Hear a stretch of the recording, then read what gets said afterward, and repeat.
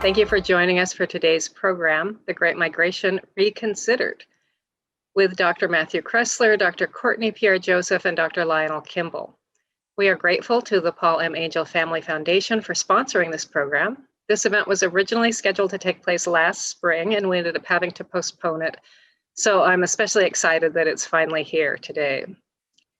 The Newberry is an independent research library in Chicago with collections spanning more than 6 centuries of human history in Europe and the Americas.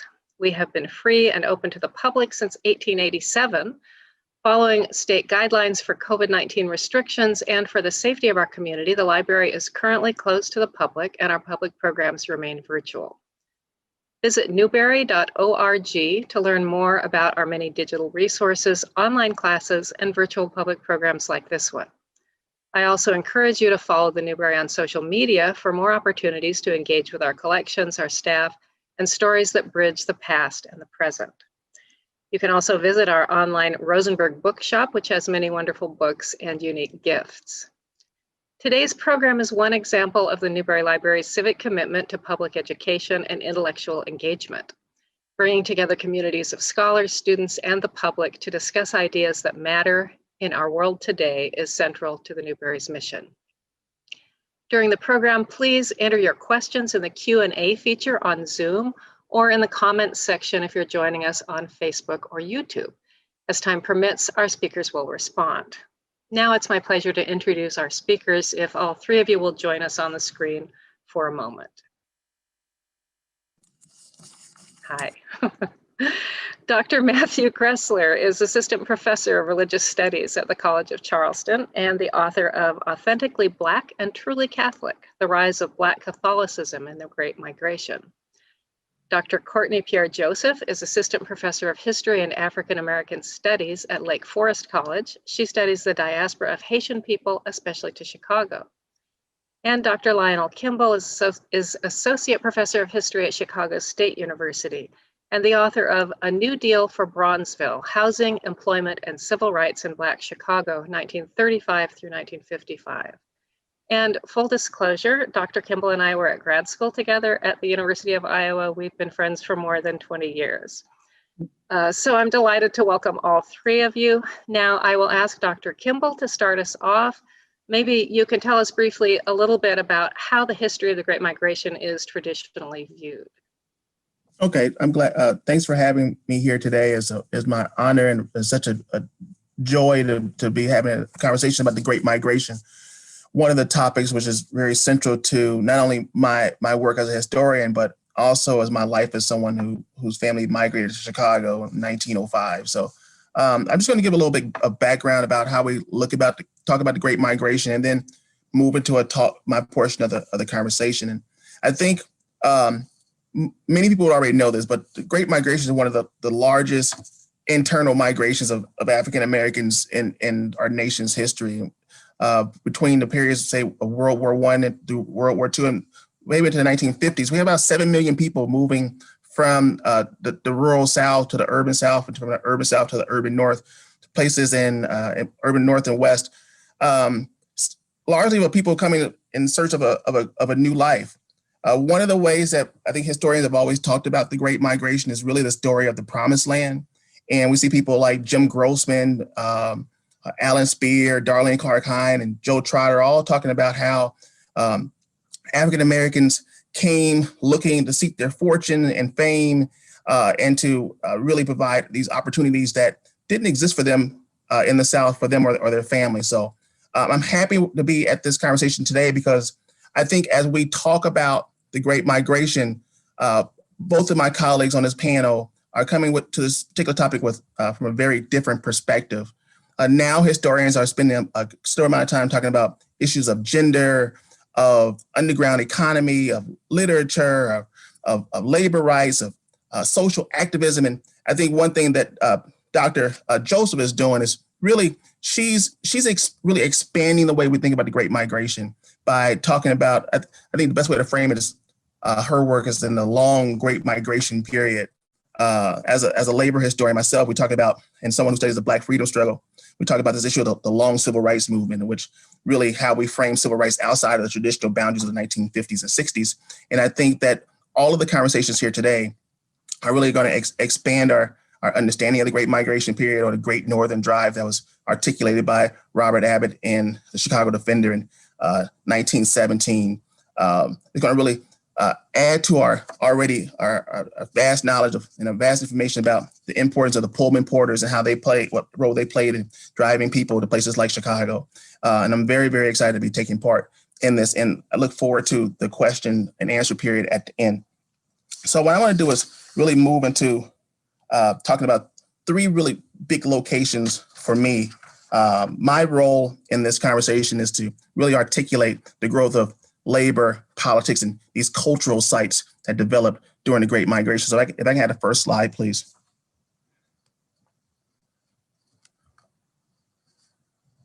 So I always look at my role when I teach about the Great Migration. I find it best to tell stories about particular places, to talk about the importance of space and place and how these communities were formed. So this is one of my favorite places. This is the Wabash Avenue YMCA. It's on 37th and Wabash here on the south side of Chicago.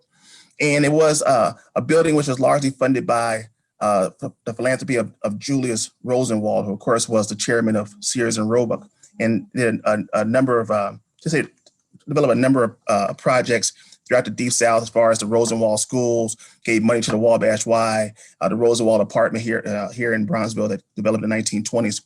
But the Wabash Y was a very special place and has plays an important role in our study and our understanding of the Great Migration. Building was constructed in 1913 and very quickly became one of the clearinghouses for services, goods and services where African Americans who migrated here to Chicago would come to seek some sort of seek assistance. An important person who was involved here was this gentleman named A.L. Jackson. And A.L. Jackson had a long and extensive history locally and nationally. He was a Harvard graduate who ran the Wabash Y for a number of years. And it did a number of interesting things, but for me, and I think for most people on this line who study African-American history, I think one of his more important roles was his assistance in creating the Association for the Study of Negro Life and History. This was an organization founded by Carter G. Woodson in 1915, right in the offices of the Wabash Y. And if we think about what makes this thing so special, Woodson comes to Chicago for a particular reason. He comes here as part of a celebration of the Emancipation Proclamation. So he comes to Chicago right in the midst of when people are migrating here and really the celebration of these great aspects of Black history. So Jackson becomes one of the founders of the premier and leading cultural and learning society organization that studies and chronicles and disseminates and publishes stories of African American past. Another thing A.L. Jackson was doing really in his influence of the Great Migration is that he was one of the founders of the Chicago Urban League. For those of us who study the Great Migration period, we know that the Urban League played an invaluable role. I don't want to belabor the point here. We can talk about it more during the question and answer period. But his role as one of the founding directors of the Chicago Urban League places him at the center of the migration experience. And of course, the Wabash Y, after Jackson leaves in 1917, still remains a culturally relevant site during the Great Migration, as it becomes one of the first stops for migrants who were coming to Chicago looking for jobs during World War I. One of the first places they would go would be the Wabash Avenue Y. During the race riot in 1919, again, a pivotal moment in the Great Migration history. This is where, as African Americans and whites were battling on the South Side as part of the Red Summer, this was a place where they can see some level of respite when they couldn't make it to their jobs in the stockyards. The stockyard owners, the packing house owners had a relationship with the Wabash Y, and this served as a pay station. So Black workers who couldn't make it to the stockyard to pick up their paychecks or whatever assistance they would be getting from the packing house owners, they would come down to the Wabash Y to get some money and get relief during the race riot. Next slide, please. Another important spot, what we want to really focus on in the particular presentation, was the George Cleveland Hall Library. George Cleveland Hall was, like A.L. Jackson, one of the founders of the association. He was a surgeon. He the second head of surgery at Providence Hospital, which was first Black teaching hospital in the United States, located also in the heart of Bronzeville. He took over that position from Daniel Hale Williams, who, from our studies of Black people, another migrant to Chicago, performed the first African-American performed surgery on the human heart right here on 29th in Dearborn, not too far from where the Wabash Y is located. The Hall Library was essentially one of the first libraries in the country dedicated for the use by African Americans, opened in 1932. Tell the story that my grandmother, who was born in Chicago in 1926, would frequent the library, and to talk about the relative importance of having access to books, right, in order to learn about what it meant to be at that time so-called Negro in the United States. There were a couple of people in this library who are very important, not only to the story of Black Chicago, but also to telling the story of the Great Migration and what was going on culturally in the Great Migration. And two of the people were Vivian Harsh and Charlemagne Rollins. I think Vivian Harsh is one of the women, I think, sitting way back at the back of the table. And what Vivian Harsh was the first African-American woman to be a manager of a library.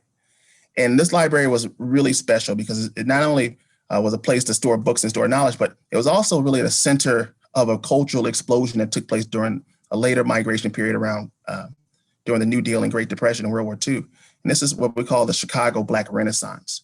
When I teach about this topic, we always talk about Harlem Renaissance, and everyone knows about that, but we don't know as much information about the Chicago Black Renaissance, but thankfully more and more information is coming out every day. And again, I'll leave that as part of a conversation we can have a little bit later.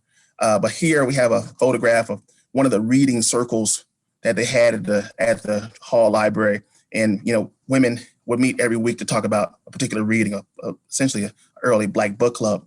But aside from this, and think about how Black culture was brought into the communities during this period, it wouldn't be all that uncommon to see, going out to the library and hearing talks by Zora Neale Hurston or Margaret Walker, or Arna Bontemps, or Gwendolyn Brooks, who all frequented the library. There's some stories about when Richard Wright was a young author, would go down to the Hall Library and to write. Next slide, please. And this is perhaps one of my favorite photos. This is one I used in my book. And this was during a milk strike. One of the things that occurred during the Great Migration is that Black people who came to Chicago already came here politicized. They understood politics. They talked about politics all the time. And when they talked about politics, very often they talk about labor politics. So during this period, we see a number of large amount of labor activism around World War II, around job discrimination and job loss. Here's this one guy who is, at this point, is nameless, a nameless individual. I've seen his photograph in the Library of Congress a number of times. He was picketing outside of this place called Bowman Dairy. And Bowman Dairy, believe it or not, was a fully functioning dairy in the middle of the south side of Chicago, right down the street from the Wabash Y. And I happened to see this. I used to work out at the Wabash Y, and I was driving home one day and I saw Bowman Dairy kind of painted over a sign. I never knew where it was. But this individual was famous for launching a one-man picket line against the dairy. Essentially, one of the argument he was waging was that Black men were being employed by the dairy as driver's assistants and not in high-paying driver's jobs. So he decided to picket the Bowman Dairy by himself. And he says on his plaque something to the extent, well, if Black men were good enough to get drafted into the armed services, they should be good enough to drive for Bowman Dairy. So I'm gonna leave it at that so we can come back and have a conversation because we want to save some time for question and answers. So I'm going to pass this on to my colleague, Dr. Kressler, and he's going to give us some very interesting information about Black religion and expansion of Black religion during this time. Thanks, Dr. Kimball. It's really exciting to be here with all y'all. I'm zooming from sunny and warm South Carolina, but it might be hard to believe, but I actually would rather I be in Chicago right now. I miss the city so much. And it's wonderful to be in conversation with Dr. Kimball and Dr. Joseph. So I want to begin with a story. And this is the story of Mary and her twin sister, Martha, who arrived in Chicago on a summer Sunday in 1939.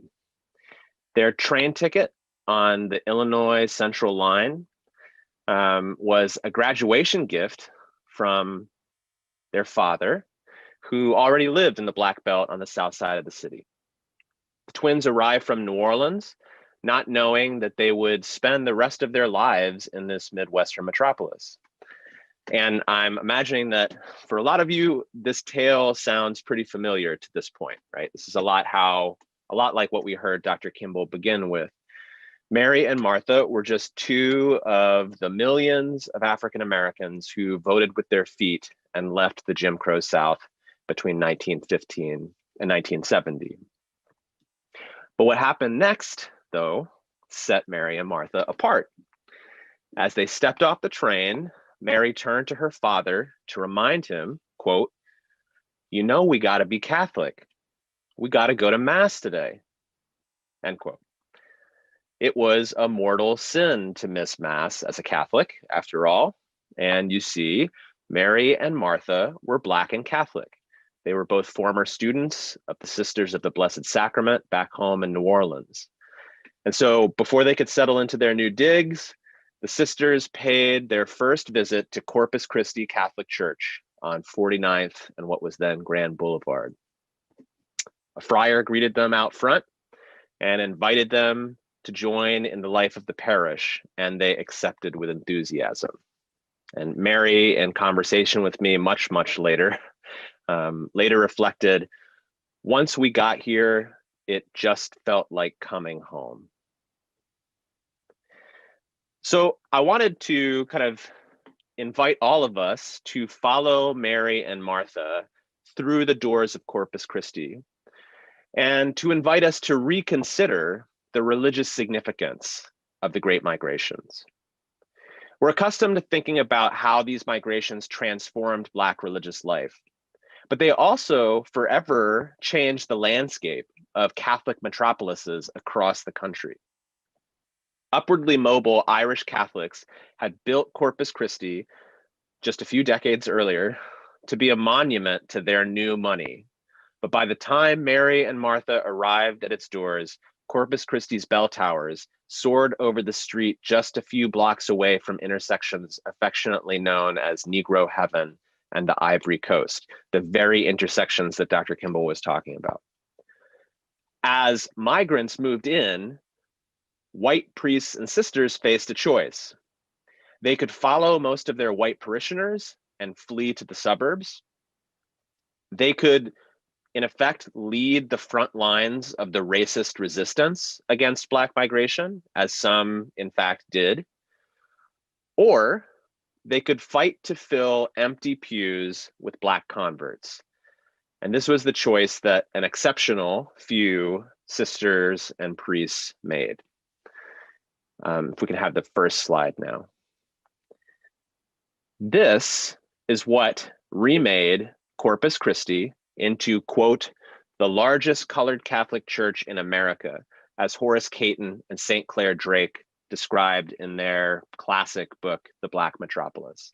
And this photo here gives you a sense of how vibrant the life of the church was. This is a celebration of the Feast of Corpus Christi that was filling out into the streets somewhere around 1954. The coming together of missionaries and migrants remade churches across Chicago's south and west sides. Some migrants, like Mary and Martha, were already Catholic when they came, but most encountered Catholicism for the first time in the city. White missionaries made a concerted effort to convert African Americans at precisely the same moment that many migrants sought new ways of being Black and religious. And the result was that in Chicago, Black Catholics grew from a few hundred people meeting in the basement of a single segregated church at the turn of the 20th century to 80,000 strong by 1970, making it the second largest Black Catholic city in the country, which kind of boggles the mind if you are familiar with the kind of centuries-long history of Black Catholicism in cities like New Orleans or Baltimore. The rise of Black Catholic Chicago encourages us to pause and reconsider the religious history of the Great Migrations. Yes, indeed. These were decades in which Southern Black holiness and Pentecostal traditions transformed the Black church. These were the years when members of Olivet Baptist first learned to encourage speakers with shouts of amen. These were the years when the Hammond organ first propelled gospel choirs.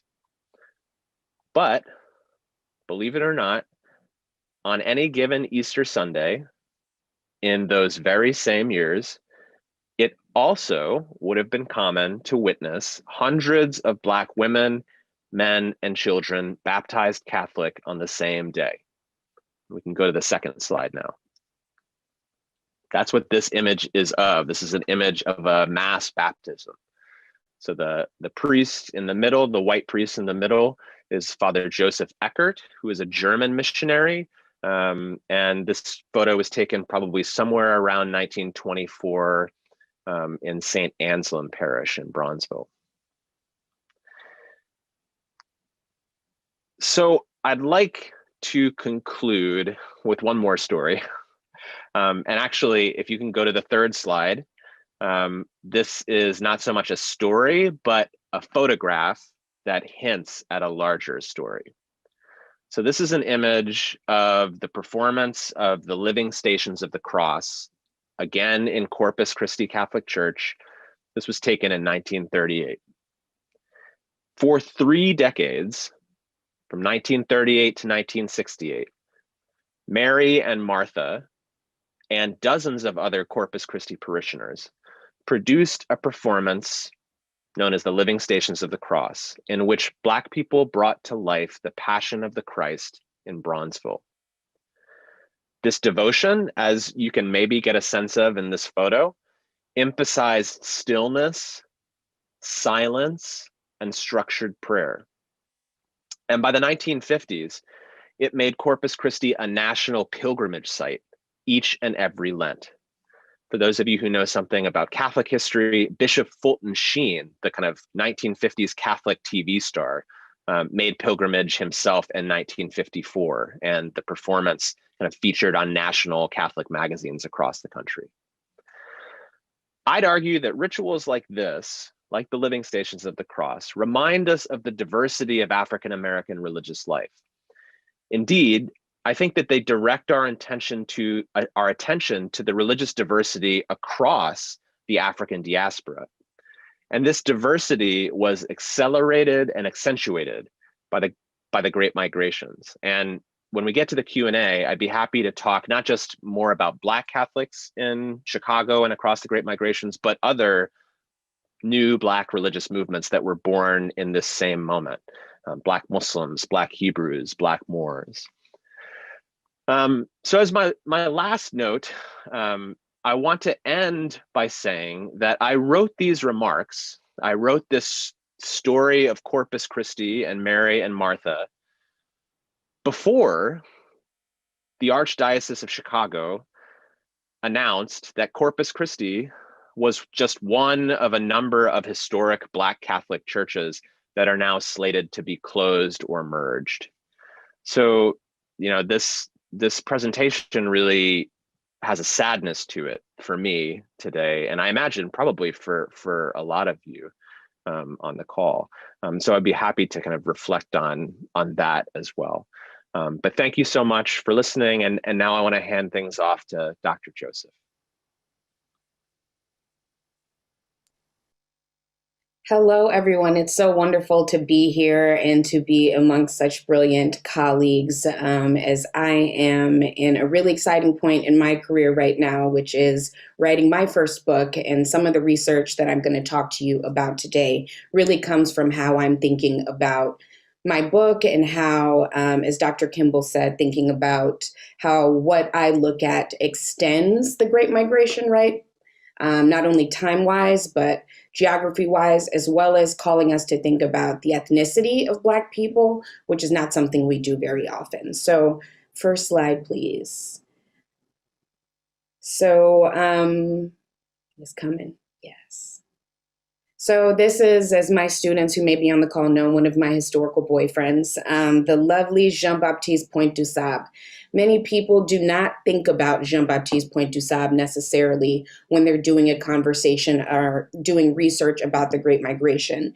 But I want us to think about how the migration of a man of Haitian descent, a Black man of Haitian descent, from the island of Saint-Domingue on the precipice of becoming the first independent Black nation in the Western Hemisphere, the most successful and top slave revolt that shatters ideas of whiteness and slavery in the 18th century. At the same time that this is happening, a man from that space makes the trek from the island to New Orleans, which Dr. Kressler mentioned is an important site for thinking about the Great Migration.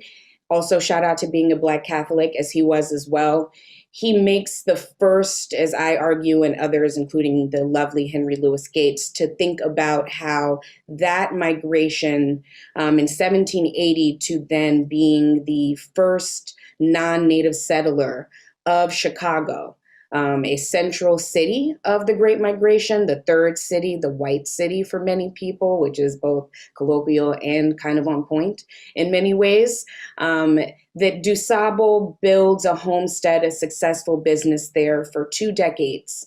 And I call us to think about what looking at his story does to tell us about the Great Migration, in particular of Black peoples to Chicago, but even more specifically of Haitian people who will come to be an important part of the Black community in the Chicagoland area. So I think that number one, looking at Dusab calls us to think about the importance of the Caribbean to the Great Migration. It is not just people from the Jim Crow South that are moving north. Jim Crow was exported into the Caribbean, right? And so when you consider things like the Haitian occupation or the Dominican occupation and the various other occupations that the U.S. Found themselves involved in terms of thinking about themselves as good neighbors and the purveyors of the Western Hemisphere, they're also bringing that same racial Jim Crow segregation and politics with them into these Caribbean spaces. And so the Great Migration for Caribbean people, Caribbean Black people in particular, is also a response to that same oppression, similar oppression that folks, African-American folks are facing in the Jim Crow South as tied to the legacy of slavery. I think it's also important to think about the importance of acquiring land for Black people. Dusab has a homestead that is quite expansive and meets at where the Chicago River and Lake Michigan meet. And it included this log mansion that had these French-style doors that housed himself and his indigenous wife and their biracial children, that then had a bread house, that then had his fur trading business, which many people of various ethnic backgrounds came. So not only are we talking about the importance of his land, but the importance of the Chicago hustle, the importance of Black people knowing that they can come to Chicago and get on if they need to. This is something that I argue is sparked by Dusab's first Great Migration kind of move in the 1780s and ends by 1800s. So that's not it, though. Dusab, as I just noted, does leave in 1800, which, coming soon, more discussion. I guess we can talk about why he leaves. But that doesn't stop the migration of Haitian people and Black people who are thinking about the importance of Dusab and Haitianness to Chicago in particular. And we see this, second slide, please, in the 1893 World's Fair, the celebration of, unfortunately, the, quote, founding of the United States. I'm going to leave that there with the quotes. But what does that do is it shows where it's an opportunity for the United States to kind of flex. And the site of that flex is Chicago. That is the chosen site. And the only space where Black people are able to express how far they've come in the era since slavery ends, not only in Haiti, but in the United States as well in 1865, is at the Haitian Pavilion. If you will note the next slide, for a photograph of that, what that looked like. I need you to imagine this white city. I need you to imagine that most of the attractions are celebrating a very Western and white European heritage as the greatness, the foundation of the greatness of what America is at that point. And yet there is this beautiful palace that is dedicated and run by not only Haitian people, but Frederick Douglass himself, the, renowned speaker, abolitionist, author, just amazing fro person ever. Frederick Douglass gives this lovely speech at this Haitian space, right, where he feels welcomed, where he's made connections with Haitian people when he served as the ambassador to Haiti for about a year. He gives this really important declaration about the importance of Black people being connected across these geographical borders. Calls us to think about the African diaspora as, again, including the Caribbean, and thinking about Haiti as a central point for understanding what it means to be Black in this part of the diaspora. So there's more to come. I know there's not a lot of time, but I'm going to fast forward and end us with thinking about the then end of what I think of as Dusab's diaspora forming, is when more Haitian people move from the island of Haiti in a similar fashion to Chicago, but now 200 years later. And one of the sons of that late 20th century Great Migration is a very important individual to the state of Illinois. If you can go to the last slide. Kwame Raoul, who is our current Attorney General and previous state senator, the one who replaced President Obama's seat when he went on to becoming a congressional senator in DC. His story shows us how the Great Migration continues beyond 1970, right? If we include the migration of, again, Caribbean and Haitian people. His parents come to Chicago from Haiti in the late 1960s. So again, towards the end of the Great Migration. And that doesn't stop. More and more Haitian people actually come to Chicago in the 70s, 80s, and 90s, all the way through today. So my research calls us to think about not only how the Great Migration continues in many ways, especially if you think about it with those longer borders, but also of how there are many important Black people in Chicago who have that connection to, in particular, the Haitian migration, and how is their cultural identity shaping the way they think about Blackness in Chicago, but also the political choices that they make in said positions. So I look forward to this Q&A, and thank you so much for everybody for listening.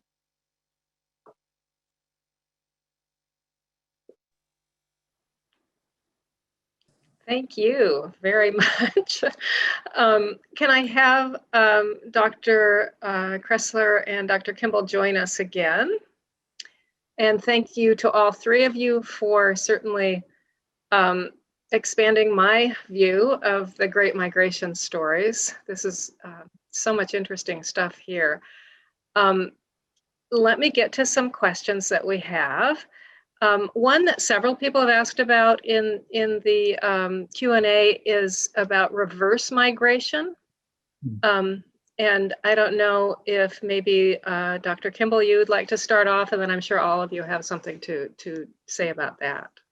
Yeah, that's a really good question, and I think this has been a phenomenon to go, at least in Chicago, for at least 25, almost 30 years. And we find this growing out migration of Black people moving from Chicago down to places like Atlanta and Houston and Dallas and New Orleans, or really across the border from Illinois into Indiana. And I think the contemporary narrative that people are leaving because of taxes, right? That's one of the larger questions and large issues. But there's also something, I think, as we think about the Great Migration, and I think how historians have talked about this escape to the promised land. One of the things became quickly apparent to folks who came to Chicago in these earlier periods, that Chicago was very much a flawed promised land. And this reverse migration is really nothing new. Where we hear hundreds of stories of people who come here and try to seek their fame and fortune and really didn't like the life of Chicago and would rather return to places in the South rather than stay in here in Chicago. But I think these more recent stories especially to Atlanta. And we really see this pick up around the 96 Olympics, where, there are so many people that call Atlanta Chicago South. There's something to do with the cost of living. At some points, there's the relative degree of violence that didn't take place in Atlanta that took place here. I don't think we can really dismiss how African Americans from the city go to HBCUs and just really fall in love with the South. But it's changing really the dynamics of how Black people on the South and West sides really are interacting with local government now, because I think one of the fascinating circumstances of the Great Migration was the development of places like Bronzeville as Black people were coming to Chicago, and because of restrictive covenants and this hyper segregation, they were largely forced to live in these same areas with each other in very close proximity. And one of the things that happens is that they largely develop a very distinct Black culture. But as housing values and rents have increased, it's really and gentrification is really the point where Black people are being forced out and priced out of Chicago. So there's a number of different things that are really going on. And I think as someone who lives in Bronzeville and someone who studies the history of Bronzeville, I think one of the things we should be asking ourselves as scholars and as residents of Chicago in the next 5, 6, 7, 10 years, what happens to Bronzeville when it's no longer bronze? Right. And really what happens, because the name comes from the color of the people who live there. And what happens when gentrification takes hold? And, and as historians, what does that tell us about our history, and how do we keep that history going? But that's a great question. And I think one that, take a couple of books just to explain it. Dr. Joseph or Dr. Kressler, did you want to add something to that?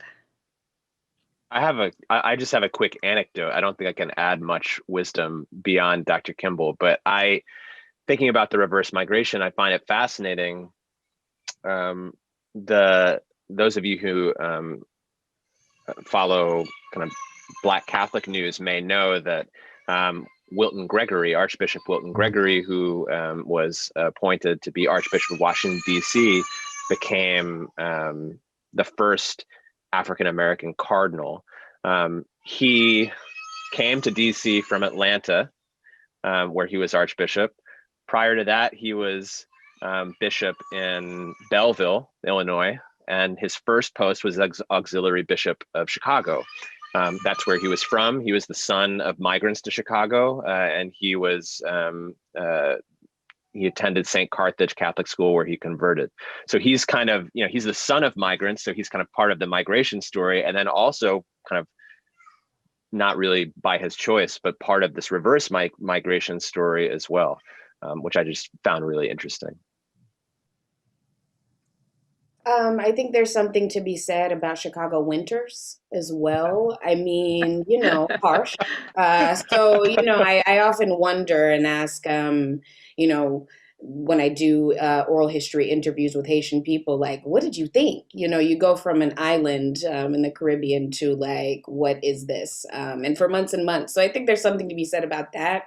I also think in this reverse migration, right? Like people being like, this was great, but I can't be here forever. But also the temporariness of the Great Migration, right? I think we often give it permanence, like, okay, people moved and then they stayed. But Black people are migratory and they move a lot to where, best suits their needs and their desires. As Dr. Kressler was saying, the voting with your feet thing, right? And being able to be in places where your voice can be heard. And we've seen what that can look like in places like Atlanta, which, flipped blue. Shout out to Stacey Abrams, LaTasha Brown, and all of the Con Mi Gente and all of the people down there who are working for that. But that also shows the importance of thinking about folks going to where the opportunities are as well. I got one more thing to add to that, because I was just thinking about this whole cultural connection, and going back to when I started talking about the Harlem Renaissance. And, I think, one musician who I think really set the tone for what jazz looks like here in Chicago is Louis Armstrong. Quite famously, Louis Armstrong comes here in 1919 from New Orleans, but he's so connected to the Harlem Renaissance. People forget that he came here and learned and really honed his craft here in Chicago. Actually, his house is actually a block and a half away from me, right? And he and Lillian Hardin, his wife, they became who they were as musicians here in Chicago before he goes to New York. So, and this is really a common phenomenon. People, they come to Chicago and they learn and they understand their art and their craft, and then they go to New York. And sometimes they'll even come back here, and just talking about these stories about cultural, this cultural explosion. Like Archibald Motley, who's probably perhaps one of my favorite painters, right? Again, so closely associated with the Harlem Renaissance. Archibald Motley lived all of his life in Inglewood, right? And he lived in Inglewood when Inglewood was still predominantly white. And even when it changed, in the 1980s, he still lived there, even as a senior. So there's something about again, I think what Dr. Joseph was talking about, the temporariness about the comings and going back and forth to Chicago, which I think we can't really underestimate. Thank you. We have a lot of teachers with questions who want to cover some of this material in their classes from at a variety of different grade levels, it looks like. One says that they want to cover some of the overall social forces that brought Black people to northern cities, and what do you think are the most important parts to touch on when you have a special focus on Chicago? Another one is asking for sources for younger students, like middle school age students or even younger. And another is asking for sort of stories about the music related to the Great Migration, what kind of things you would highlight if you were teaching K through 12. I think we can split this up if you guys want to, because I think it's 3 different parts, and I think we can. Okay, I want to put a shameless plug in, because as I talked about the Wabash Y, and I talked about A.L. Jackson and Carter G. Woodson, I think for full disclosure, I'm the national vice president of the Association for the Study of African American Life and History. So I'm the national vice president of Woodson's organization, in which he started with A.L. Jackson. And one of the things that the association does, we're a 106-year-old organization, and we have this publication called the Black History Bulletin, which was a publication started by Mary McLeod Bethune about 88 years ago. And it's specifically designed as a curriculum tool for teachers. We have curriculum, we have reading, we have activities for a variety of ages. And I think, maybe 4 or 5 years ago, and one of the things the association does is sets the national Black history theme. For this year's theme is the Black family. But a few years ago, the theme was urban migrations. I think we were down in South Carolina, Matthew, and one of the things that we did is that we provide these resources for teachers so that they don't have to go around and search, because, I train teachers at Chicago State, so I know the challenge, and my mom was a teacher for 30 years. I understand the challenges of trying to find materials for curriculum. So I think starting with the Black History Bulletin is one place you can go. And I think if I were to teach the class, I think for all levels, I think we can't underestimate the power of letters. You can find letters to people writing to Robert Abbott, who was the founder and editor of the Chicago Defender. Migrants writing to him, appealing, asking for help, getting situated and established in Chicago. And really, and I think Dr. Kressler talked about this a lot, focusing on the stories of migrants as a valuable teaching tool. Because I think when we look at the stories and we look at the letters that migrants were writing, it does 2 things. Number one, it humanizes historical actors and actresses. They don't seem as far away. We read their letters and about their pains and their problems and their issues, and it helps us realize that they were just people like us. But it also it paints I think a very clear picture about some of their concerns and their aspirations. One of my mentors, Christopher Reed, who does a lot of work on Black Chicago, talks about aspirations, Black aspirations coming to Chicago. And I think we learn a lot through those letters as far as aspirations. And I think if I were teaching at any grade level, I would go look at those letters. You can find them on the internet, doing searches for Great Migration letters, and they'll just pop up. If I can jump in next, first on the subject of stories, I just happen to have this behind me.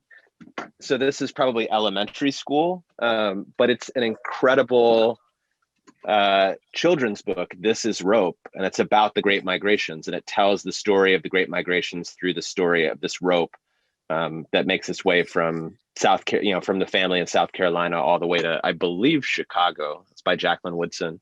So that's incredible. One of my teachers, Wallace Best, who wrote a book on called Passionately Human, No Less Divine, book about how the Great Migrations transformed Black Christian communities. When he was teaching, I remember vividly when he taught the Great Migrations, like his opening line was, "It's impossible to overstate the significance of the Great Migrations for American history and culture," like period. And so to the question of like what you would teach or how you would teach, I mean, one of the things that comes to my mind as far as cultural production, because I'm a religious studies professor, is that, gospel music, which we now take to be kind of one of our national, like a national music, a kind of stand-in for a particular way of being religious, is born of the Great Migrations, right? It's born when kind of Southern ways of being Black and Christian come to cities like Detroit and Chicago and New York and are remade with new instruments, like the Hammond organ at Reverend Clarence Cobb's church on the south side of Chicago. So music is one way into that conversation, right? And I also think, if we think about someone like Malcolm X as one of the transformative figures of the 20th century of U.S. history generally, he is himself a migrant, right? From the Midwest to Boston and then New York. And he is, a member of a movement, the Nation of Islam, that's born of the Great Migrations, is born by migrants like Elijah Poole, who becomes the Honorable Elijah Muhammad, who helps along with others to create an organization that offers an entirely different way of being Black and religious. And so we could keep doing this all day, and I'll pass it to Dr. Joseph, but there are, so many of the key touchstones, whether it's music or cultural production or religion, when we're thinking about Black culture, and frankly, when we're thinking about US culture, is born of the Great Migrations, right? It has its roots in this kind of mass movement. I empathize with our K through 12 instructors, and I considered K through 12 at different points in my life, and then I was like, a PhD is for me. So one thing that I did learn, though, is how open students are and kids are to talking about these sorts of things. I think, unfortunately, there's a fear around talking about racism and how racism continues after the Civil War. Like, it's really weird. And oftentimes the education system, there's like a big block in historical time where it's like, so Abraham Lincoln's end slavery, hooray. Martin Luther King Jr. came around, hooray. Like, what happens in between there? And that what happens in between there is the understanding of Jim Crow and Jim Crow segregation. And so I think starting there with K through 12 students is understanding that racism looks different after the Civil War, which is why you end up with the Dr. King or Rosa Parks, et cetera, right? That doesn't come from nowhere. And the Great Migration is a response to that Jim Crow segregation, right? That these, something that really is a second sort of slavery. Slavery does not really end in the way that we often want to historicize. And so I think providing that context is a really good place to start. The Chicago Defender's archive is digital and available online and is an invaluable source. As Dr. Kimball said, the Abbott family, and both Robert and then his son-in-law, who takes over the press, are really driving people to come to Chicago in particular. And again, not just people from the South, but we actually find in the Defender stories of Haitian people getting the Defender and writing in to ask for how to become more involved in whatever the Defender has going on. And so that's a really invaluable source that I think students love. And I'm a big fan of poetry. And so I think that's another way to get students acclimated to thinking about the Great Migration, and the poetry of Gwendolyn Brooks, who I had the lovely pleasure of spending a lot of time researching her last summer for a piece that's coming out. She, really breaks down not only why people move to Chicago, but what life in Chicago, the way that it moves, the way that people move about the city, the trials, the tribulations, and in particular, how Black women are a really, really critical element to understanding the Great Migration and why folks move and are able to stay in Chicago. So those would be my suggestions. I Thank you. Yeah. I'm the one more thing person, I think, today. So I was thinking about just a question about music, and I think Dr. Kressler kind of got around to it, and I think always a fascinating story. I grew up in a family where my paternal grandmother was in the church, and Black folks know what in the church. She was in the church, and she didn't let us really listen to secular music as kids. But one of the things I always make fun of is Thomas Dorsey, Tommy A. Dorsey, who was really the father of gospel music here in Chicago. And he came to Chicago during the Great Migration trying to make his mark as a secular musician, as a blues man. And my grandmother always talk about blues music as devil's music, but what we know, the story short, is that Dorsey incorporates elements of blues and jazz in the creation of modern gospel at places like, oh my God, at places like Pilgrim Baptist Church and like in a number of different churches on the South Side. So I always talk about, well, you say I can't listen to that devil's music, but let me tell you a story about Thomas Dorsey and what he did. But again, these strong connections between just what music and religion, jazz, blues, soul music, Shaka Khan, all of these people, staple singers, and just so many people, so many people. But there's all these stories you can get to with music in Chicago and that you incorporate in the schools. But I would start with Thomas Dorsey and gospel, the rise of gospel music. And there's a number of good documentaries on him. Thank you. So we actually are running out of time a little bit. I think we have time for one more question, if you keep your answers brief. And Courtney, pardon me, Dr. Joseph, you had a kind of a good segue into this, because the question is just generally about the role of women in the Great Migration in all of these different aspects that each of you have been talking about. So maybe you could expand on that a little bit. Yeah, so we never spend enough time talking about the invisible labor and visible labor of Black women in the Great Migration. And I would say women of color. And so I'll start with Dusab's wife, Kitty Hawa, for example. There's no way that a homestead would have, and 2 children and a business home would have been able to keep going while he's traversing the Midwest to find different furs and to do different business if Kitty Hawa is not at home doing what she does. And so the centrality of the domestic side of the Great Migration is really important. It reminds me of the importance of the Black women who were part and founded the National Dusab Memorial Society in the 1930s. They're the ones who are pushing the advocacy for Dusab to be remembered at the 1933 World's Fair. And these women are all part of the Great Migration as well.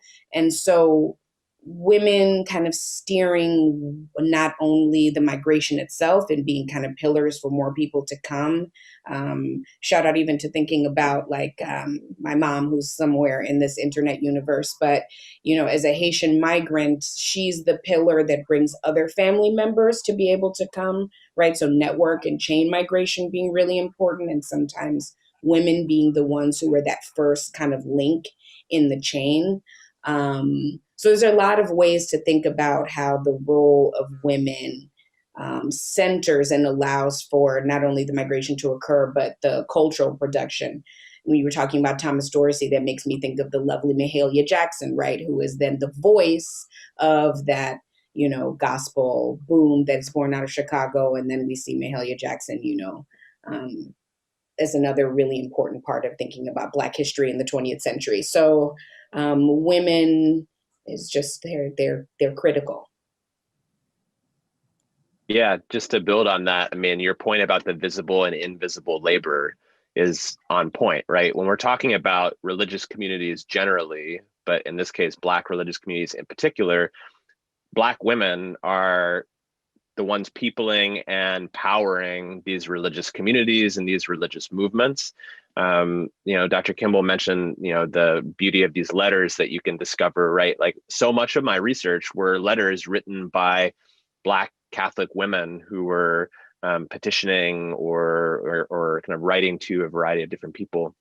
And when we're talking about Chicago, actually in the Great Migrations generally, one of the things that happens among religious communities is you get the establishment of kind of makeshift storefront church communities that are not in traditional establishments, and that fact that they are not the traditional Baptist or AME or even Catholic church allows for a lot of experimentation, so that where you would have in more traditional churches a kind of emphasis on the sanctification of male authority, in storefront churches, you often had communities that kind of would challenge that, right? And she eventually was the head of something way, way, way, way larger than a storefront church. But one thinks of Elder Lucy Smith, who is this prominent Pentecostal healer and leader and kind of icon on the south side of Chicago, as kind of case in point of that story. So, yeah. Just very quickly, I think, looking at the work of Marsha Chaitlin and her book on Southside Girls, which was a fantastic work on young Black girls during the Great Migration. There's a friend of mine named Elizabeth Schlabach, who's at Earlham College, who's working on a piece on Black women in the policy game. And I think that just as far as future scholarship, I think there's more work needs to be done talking about the Great Migration on the Women's Auxiliary of the Brotherhood of Sleeping Car Porters.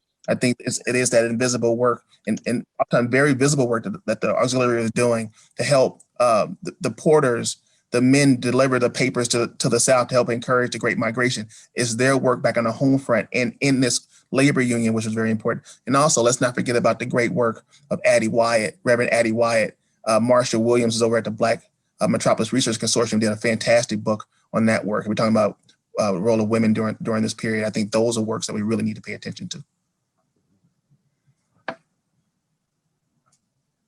Wonderful. Thank you so much, all of you, Dr. Kressler, Dr. Joseph, Dr. Kimball. Such a lively and thought-provoking conversation.